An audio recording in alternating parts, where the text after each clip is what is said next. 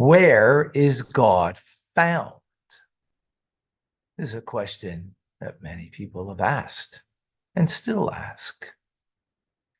The Kotzker Rebbe said, when he was asked this question, God is found wherever you let him in. There was once a distraught young man who stopped the Rebbe by the stairs of 770 before the Rebbe entered into his office and asked him, and he asked the Rebbe, where is God? So he answered, God's everywhere. But then he still was very insistent. He was in pain. Where can I find God? You can find him in your heart. And of course, we can find God in our heart because that's where the soul resides.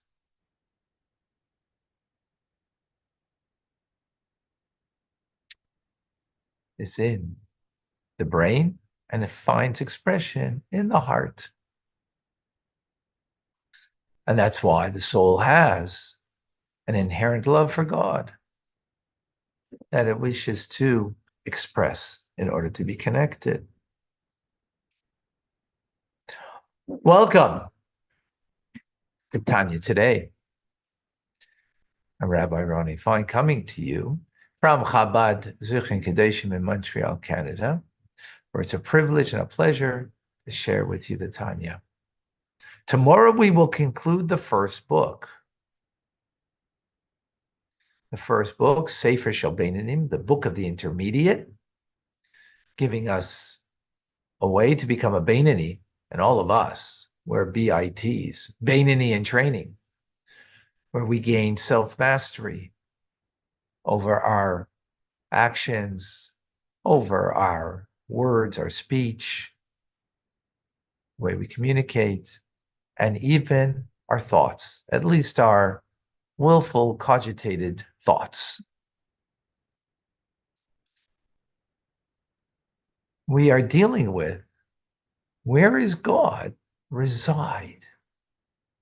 Where do you find God? You'll find him in your heart, in your soul. Where does God reside? What's his residence? What's his address? So we learned that in the first holy temple, it was in the Holy of Holies. And it resided there in a manner of Malchus of Bria, which is a very lofty level of the divine presence of God. Malchus of Atzilus is the divine presence of God that invested itself in the Holy of Holies in the world of Bria. Invested itself in the Holy of Holies, which is the Chabad, the intelligence, the divine intelligence in the spiritual world of Bria. And there, it manifests itself in Malchus, royalty, in the world of Bria. And directly from there, not devolving any further, the light of God, God was drawn down into the first holy temple, into the Ark of the Covenant, where the tablets were, tablets that were the work of God and the writings of God, and were miraculous in their makeup. Literally a standing miracle. Right? But the first holy temple was destroyed. It continues today. The Alter Rebbe. It says in the second holy temple, we didn't have the tablets in the Holy of Holies. We didn't even have the ark. We didn't even have the ark. But yet we had a Holy of Holies. So where was the Shekhinah? Where was God's presence? Where did he rest? He rested in the first holy temple, as we explained, and what it was, Hasidic geography, where it is in the divine order of things. So the light of God devolved in the second holy temple from Malchus of Bria. It then clothed itself with clothing means, like clothes make the man. So clothed and made the divine presence to in the Holy of Holies of the world of Yetzirah. And from there, it vested itself into Malchus of Yetzirah, the world of formation. And from there, it came down to vested itself, Malchus of Yetzirah, into the Chabad of the world of Asiya. And from there, directly expressed itself in the Holy of Holies, in the second holy temple. Now, as a result, and this is the consequence of the holiness that was in the Holy of Holies, not as great as was in the first holy temple. And therefore, you didn't have the same miraculous expression of it in the Ark of the Covenant in the tablets, because they were not there.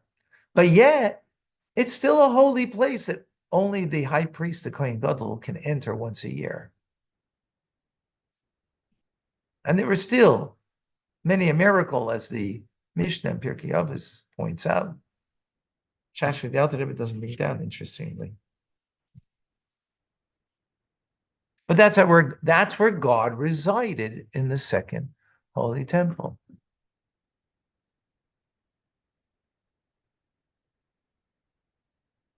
God is found wherever you let him in, but his residence, meaning his consistent, constant place that he revealed and was present, is in the Holy of Holies.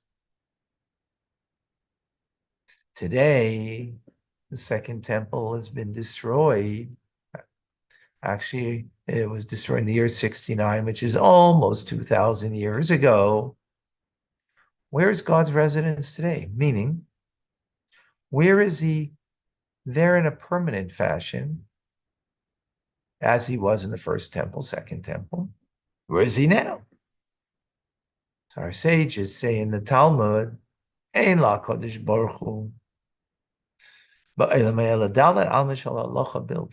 the Holy One, blessed be he, that he, Holy One, what we call the Holy One, blessed be he, holy because he's beyond, blessed because it's more, blessed means to draw down from that which is beyond. The beyond of God is drawn down into this world, into the 4 cubits of halacha, of Jewish law.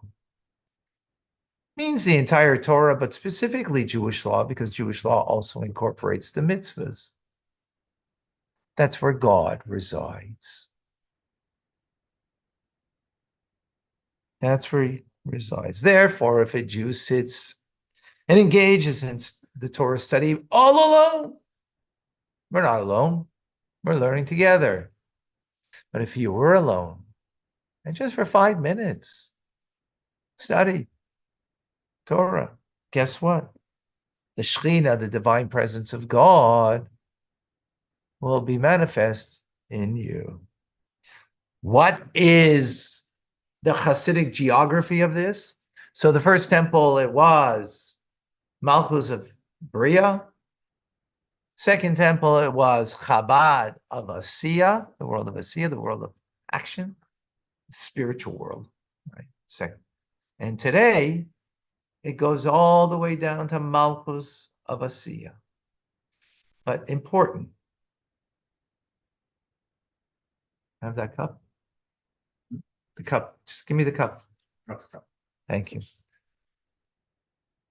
So, whereas the Torah that we study, the mitzvahs that we do, is an expression of Malchus, the royalty of the world of Asiya, that's where God, the residence of God in this world now is an expression of that level of the divine above. What does it skip? Well, this cup is also God animates it, gives it life, gives life to everything. So he gives life to the Torah we're studying now. He brings down the divine energy, the divine light. Well, there's divine energy, divine light in this too. But this goes into another level called klipa, to a shell that covers over, right? That's what happens when God brings the light of him to animate this, but not what we're doing together now in our Torah study. So from everything of this world, right, goes another level from Malchus of Asiya, which is divinity. Because what's in the Malchus of Asiya? The Holy of Holies of Asiya, the Chabad. In it is the Malchus of Yitzira, Holy of Holies of that, all the way back to the Ein Sof. It's all enclosed, which means it's condensed. It's not as openly manifest that it is divinity, right? As it was in the first Holy Temple, there was only expression of Malchus of Bria, and therefore the tablets themselves were miraculous in their makeup, in their physical makeup, right? In their physical makeup. But this is klipa, means it's covered over. The Torah study we're doing now is not covered over. It's not. Now, we may not sense that. We may not appreciate that. That's just because of our, coarseness, our lack. But the fact is, that's where God resides. It's Jewish law. I mean, what we're studying is also in a sense Jewish law because it's telling us, the do's and the don'ts in more of spiritual terms than in, put 7 straps, on your arm over here when you put the tefillin. But, the fact that we engage in Torah study, the Shekhinah, the divine residence of God is with us, even if we're doing that individually. And this is the level where it comes from.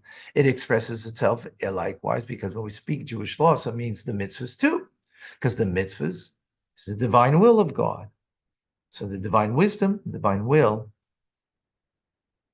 resides in us, and when we do the mitzvah, when we study the Torah, that's where God.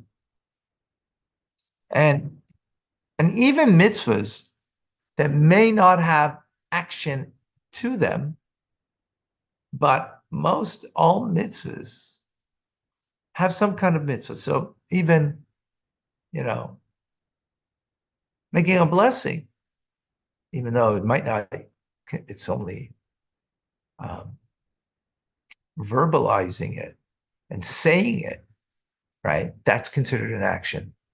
In other words, if you think the blessing or you think the prayer, you think, the grace after meals, for example, or saying the Shema, you think it, you don't fulfill it. Why? Because God resides in the act of the mitzvah. His presence is there. And therefore, we have to express it through verbalization. That's the biblical laws, the rabbinic laws likewise. No difference. Because what's in that mitzvah that you're doing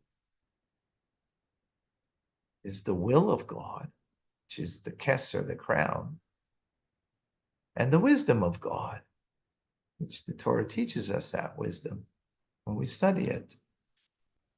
And therefore, when we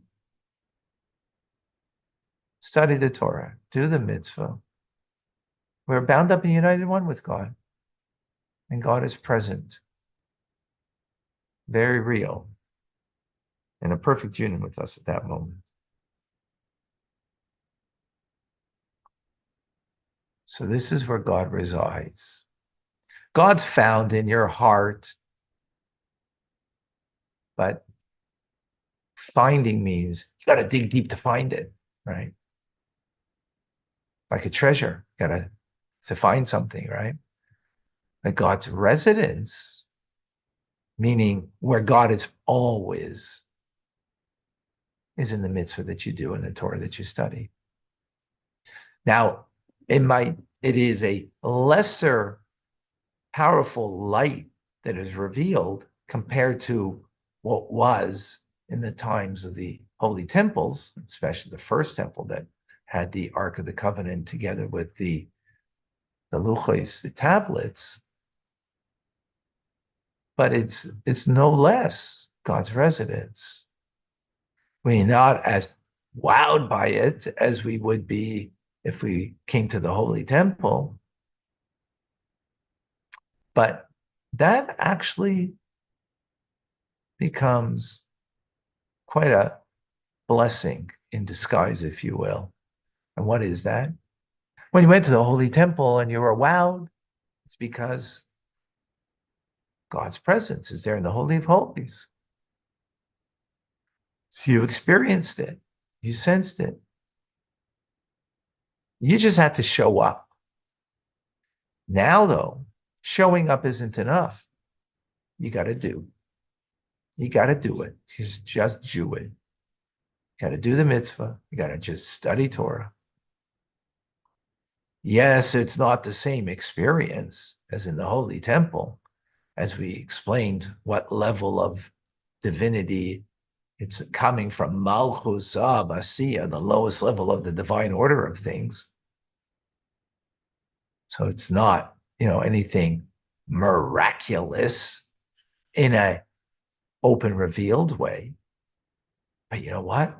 It's a greater miracle. And the miracle is that the Jew is still doing the mitzvah, still studying Torah. After all of the anti-Semitism, after all of the hatred, all of the difficulties that Jews have gone through, dispersed into all different nations, we still maintain our identity. We still maintain that God resides in the mitzvah that we do, in the Torah that we study. We still remain faithful and true to it till today. That's very powerful, very real. Any questions, any comments? Today will be DRC at 3:30. Laurie, is there a difference in God's presence between reading Torah and the studying of Torah when we are home alone? Reading Torah, studying Torah. I'm not certain what you mean by reading versus studying, Laurie. Can you, reading is just like reading it, not kind of going deep into it? Is that what you mean? And studying means you're, more deeply studying it. So both will have the presence. One might be more engaging, one might be more,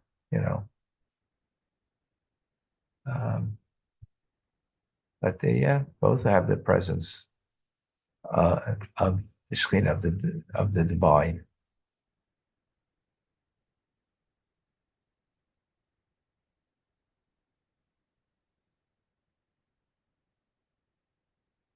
Reading without understanding in a deep way. So, good question.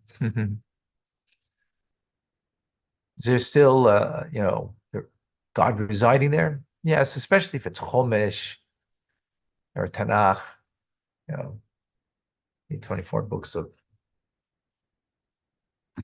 Torah, of the 5 books of Torah, then, the prophets and the writings. So even if you say Tehillim and you don't understand, it's still powerful. It's still, and there's a level of depth, obviously. So, but yes, presence of God will be there. Now, if you're studying Talmud, for example, you don't understand anything, so it might be a little different. Okay. Yes, it depends on the topic.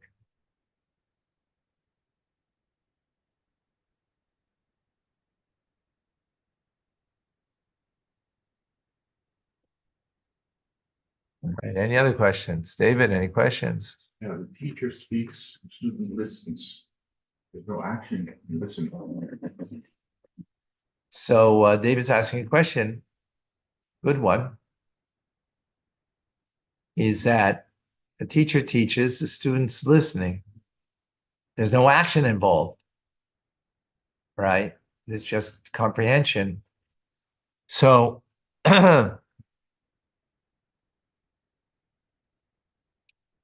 so it's always good, from the Tanya to say the words too, when it comes to Tanya in particular. A Torah study, God will reside in you if you're just understanding it too. You can have both, it's even better. Yeah, good question. Okay, any others? Amazing. Let's just take a brief moment to say hello. We haven't done that for a while to Elise, West Virginia. Vincent is in Alberta. Hoy in Lima, Peru. Rusty's in Texas. Liba and Davida in New York. Joe is in Washington State. Daphne in South Carolina. Tim is in Texas. John, North Carolina. Simcha in Florida. Clem in Brisbane, Australia. Rabab is in Tangier, Morocco. Patricia is in Ohio. Sandy in Michigan. Esther is in,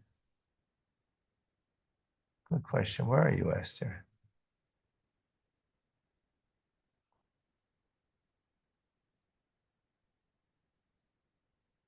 And Clem, thank God that your speech came back after your stroke. Amazing. God should bless you. More increased blessings.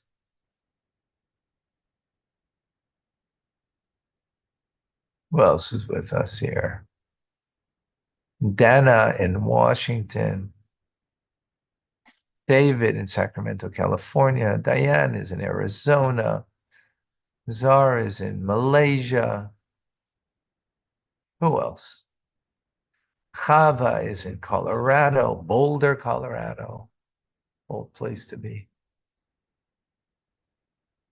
I would imagine. Lorraine is in, good question. Lori is in North Carolina, right, Lori? Got that right? Carmen in Texas.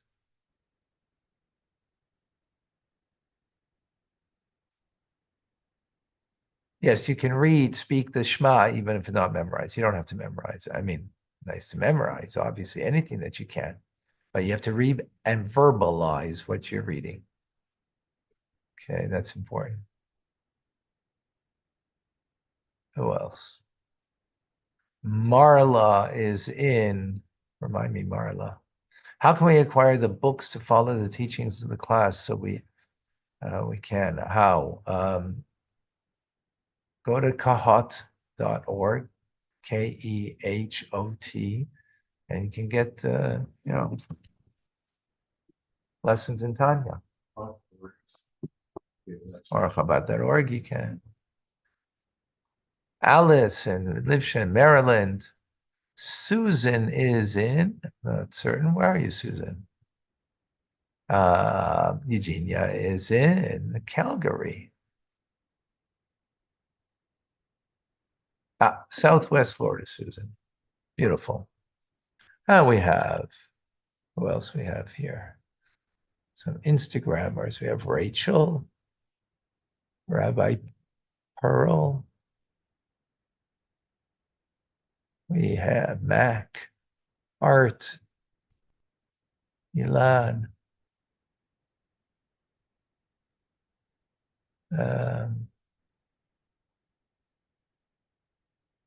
Marina. Some names I can't make out.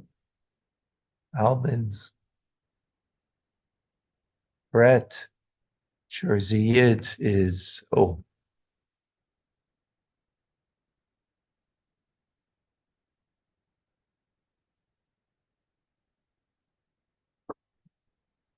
Marina in Colorado. Beautiful. All right, folks. Rambam, join us. I'm Rabbi Ronnie Fine, coming to you for Chabad Zurich Kadesh in Montreal, Canada. It's a privilege and a pleasure to share with you the Tanya. Remember, tomorrow we conclude. It's a mazel for all of us, the first book. So we'll see you tomorrow.